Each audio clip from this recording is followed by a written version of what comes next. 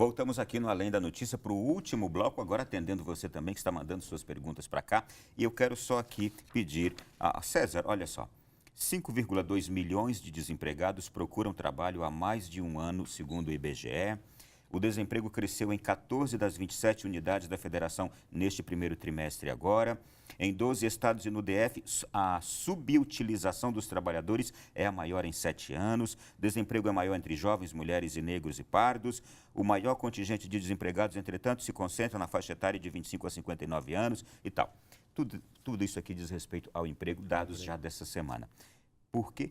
Claro que tem toda essa crise estrutural, a estrutura dessa crise que a gente já conversou. E por que é tão difícil hoje o emprego? Por que um empregador resiste também em empregar? É porque, normalmente, a carga, não só carga tributária, os custos para você, quando você paga para o empregador 100, o empregador vai receber 70. Só que eu vou ter que recolher mais 110 de taxas, impostos e tal.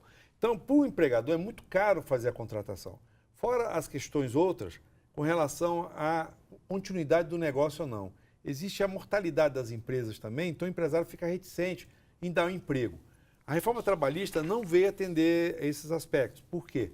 A reforma trabalhista está levando a economia a ter trabalhadores informais, para a informalidade. Não tem a carteira. Não tendo a carteira, não tem a seguridade. Não tem uma garantia da proteção social. Então o empregado fica totalmente descoberto. Então trabalha hoje, mas se tiver um problema amanhã de saúde, quem vai pagar? Quem vai dar o salário para a pessoa? Né? Então tem todos esses aspectos. Eu vou só pedir a você que nos traga novamente aí esse cálculo que você fez. Quanto custa o empregado por empregador? O empregador ele paga R$100 para o empregado recebe líquido 70 e de encargos ele vai pagar 110. Então, total de 210 para o trabalhador receber 70. Então, fica 140 aonde? O empresário, o empregador paga tanto, o empregado ganha pouco, 70. E fica... Por isso a necessidade dessa reforma tributária também, a urgência. Para simplificar e para que o empresário Mas para onde vai, por exemplo, o empregado ganha só 70, o empregador paga 210. Esses outros aqui, 100 e pouquinho, vai para onde? Olha, deveria ir para onde?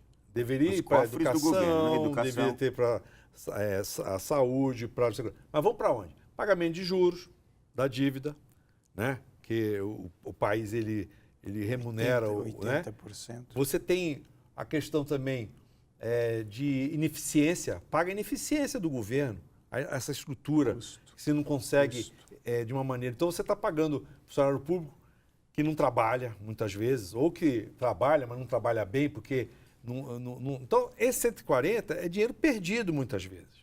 Né? Vai para a corrupção também, né? Também. Infelizmente. Né? Infelizmente, porque quando tem muito dinheiro, aí você tem esse problema. Daí se entende quando o empregado, ou melhor, o empregador, o empresário, ele questiona o governo, ele briga com o governo porque paga altas taxas de juros e de encargos sociais. É por isso, porque ele paga 140 para o governo, para você 70, e olha o tamanho do gasto dele. Não, e tem também, por exemplo, as questões que são justas ou não.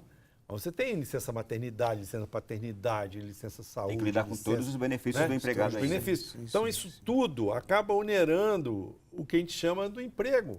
E aí o cidadão comum não consegue emprego, porque o empresário não vai fazer, vai preferir fazer bico. E muitas vezes a imagem de ruim aqui é do empresário também, hein? Sem dúvida. Não é? Vamos lá. Olha, Maurício Antunes, ele é do Rio de Janeiro. Oi, Maurício, tudo bem? Ele diz, o texto apresentado realmente da reforma da Previdência, não é? Anseia as reais necessidades da reforma, tanto para o regime geral quanto para o regime especial de Previdência. Está querendo saber se o texto da reforma da Previdência proposto pelo governo realmente é um texto que anseia as necessidades reais. O texto, a proposta, ela vai às questões chaves, que são a questão do ajuste da idade, período laboral. Em Previdência, sempre há que se atentar exatamente para este período da expectativa de vida.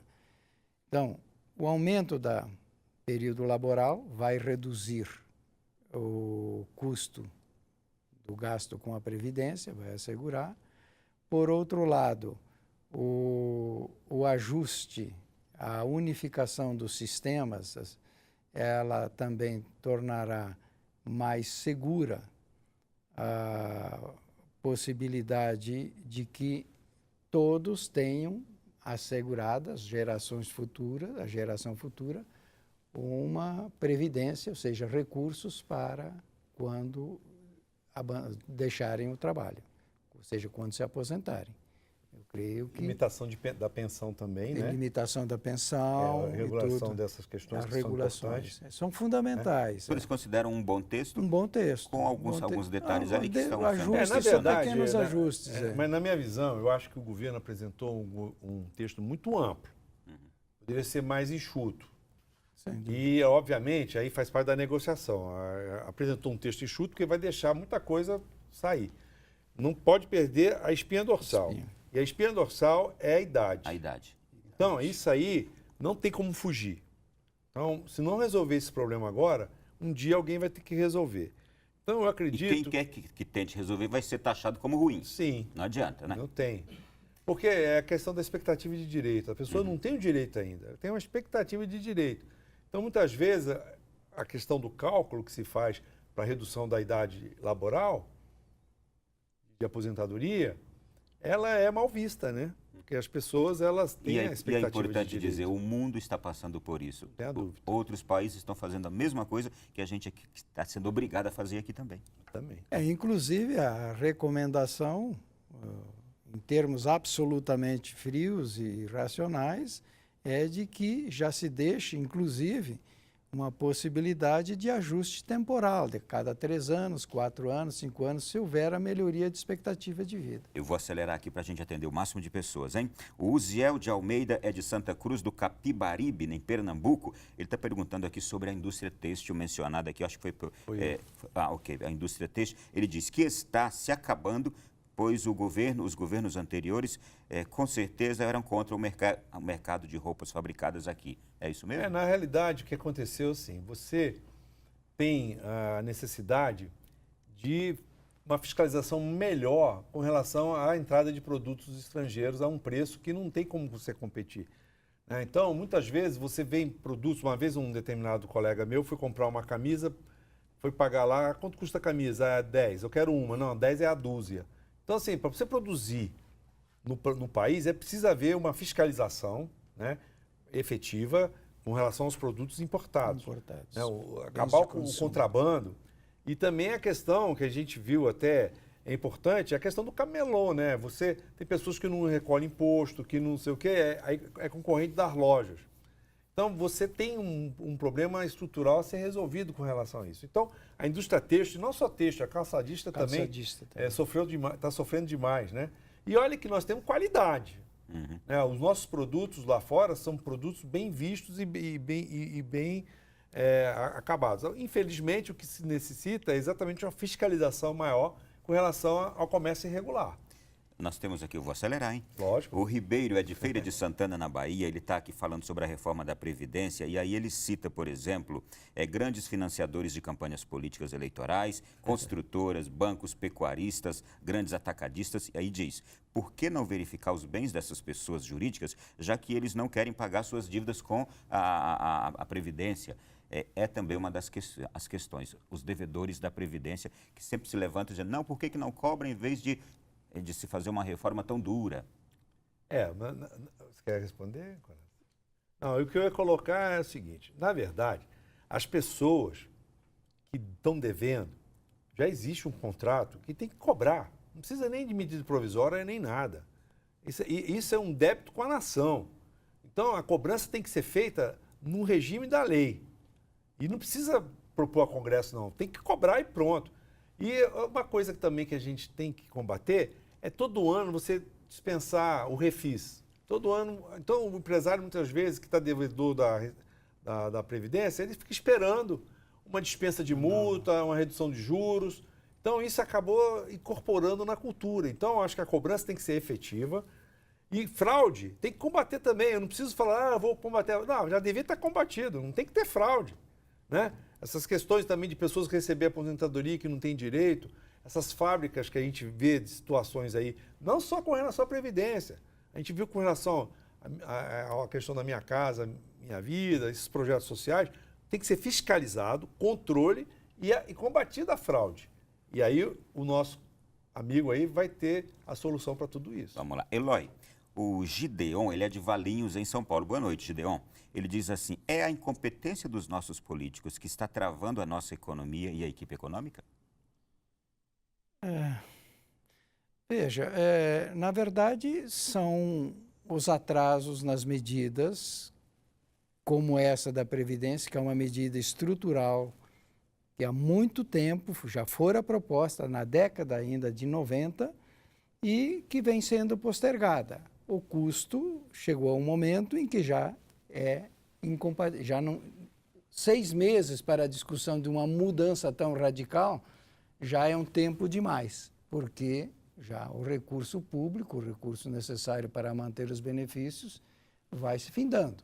Então, a agregação, sem dúvida nenhuma, o conhecimento da realidade das contas nacionais, estaduais e municipais, elas, sem dúvida nenhuma, quem tiver um tempo para olhá-las, não terá dúvida nenhuma de que a reforma da Previdência é urgente e não pode passar pura e simplesmente por discussões secundárias. Eu só quero emendar aqui. É uma pergunta de uma pessoa, só apareceu o número telefônico dela, não tem o nome. Ela pergunta justamente isso. Se a reforma da Previdência não for feita, isso prejudica realmente o país? Ela... Inviabiliza o país. Não tenha dúvida, porque eu só ia complementar assim, muitas vezes não é em função da má vontade do político. É uma medida tão importante que tem que ser debatida sim. E a sociedade toda tem que participar. Então, esse aspecto é muito importante para a democracia. Sim. Então, essa discussão ela é importante. Agora, não se justifica o bate-boca, as mentiras, você colocar coisa que não existe para você tentar ludibriar a opinião pública. A opinião pública. E no caso aí, eu fico muito feliz quando tem um telespectador que está realmente colocando isso, porque ela é realmente necessária. E uma vez necessária, não pode ser adiada. Ela tem que ser tomada para que a gente possa ter um país viável. Não, a outra pergunta, olha, realmente é tudo na mesma linha. O João Sena, do Rio de Janeiro, procede a colocação de que se não houver reforma da Previdência, não haverá emprego? Isso procede? Sem dúvida. Naturalmente, né? Natural. Essa situação econômica que gera o problema da Previdência, vamos entender bem tranquilo, é um déficit em que você tem que todo ano tirar dinheiro da arrecadação, tirar da saúde, tirar da segurança, tirar do transporte, da melhoria, para colocar na Previdência. Agora, a Previdência ela tem um lado assistencial também. Tem a aposentadoria rural, que está tentando se resolver agora com essas medidas. Ou seja, a pessoa tem que contribuir para ter o direito. E você não tem como criar um fundo que ninguém contribuiu e você vai ter que pagar. Quem paga é o contribuinte. Só para complementar, esse recurso da Previdência, que é insuficiente para a manutenção dos demais serviços públicos indispensáveis, ele se converterá em dívida da nação e onerará. Eu tenho 20 segundos para cada um e a pergunta do Tiago de Bangu, vou deixar os dois responder. Em 20 segundos, o Brasil ainda tem chance de se recuperar deste momento? Olha, eu não tenho dúvida. Eu tenho visto no mundo inteiro, né? O país é a 8ª economia do mundo. Nós não somos qualquer um. Nosso superávit comercial é na faixa de 50 bilhões. Então nós temos todas as condições e temos uma matéria-prima que chama recurso humano, os brasileiros. Né? A gente tem muito orgulho desse povo, porque esse povo é reconhecido no mundo inteiro. E muitas vezes aqui não é reconhecido. Então, em função disso, eu acredito na recuperação do país. Eloy. Eu não tenho dúvida, o país se recupera, nós recuperaremos o país. Nós, povo brasileiro, o mundo não consegue sobreviver sem a comida gerada aqui no nosso país. Obrigado aos senhores, foi um prazer recebê-los aqui. Muito obrigado. E a você de casa, eu peço, acompanhe com atenção, leia, ouça os relatos. Essa questão da reforma da Previdência, o que está acontecendo aqui na política brasileira, é muito importante o nosso acompanhamento para que a gente também colabore com esse momento da nação para sairmos dessa situação de tamanha dor, de tamanha angústia que todos sofremos com o desemprego e com essa situação crítica na nossa economia. E rezemos também, somos um povo de fé, peçamos a Deus que abençoe a nossa nação e os nossos governantes, o nosso parlamento, apesar dos pesares. Peçamos a bênção de Deus, isso é importante. Fique com Deus, uma boa sequência de semana e até quinta-feira que vem aqui no Além da Notícia.